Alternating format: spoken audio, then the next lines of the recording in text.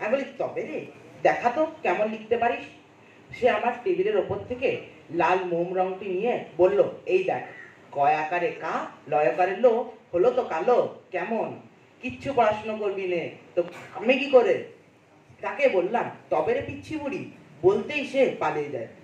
এই হলো আমার ছোট বোন বিনতি। তার সবসময় এই ধরনের অদ্ভুত প্রশ্ন চলতেই থাকে, আর এসবের জন্য পায় কেবল আমাকেই। তার একটি হবি আছে, ছোটদা, মানে আমার কাঁধে চড়বে। একবার চড়তে পারলেই হলো। আমাকে হতে হবে ঘোড়া, আর উনি হবেন রাজকন্যা। এতেই আবার তার দাবি মেটে না, তাকে আবার নতুন নতুন কবিতা শোনাতে হবে, তাও আবার তাকে নিয়ে বানানো।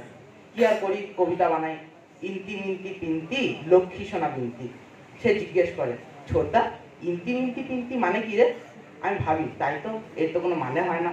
আবার কবিতা বানাই, বিনতি সোনা পাজি খায় শুধু পটল ভাজি।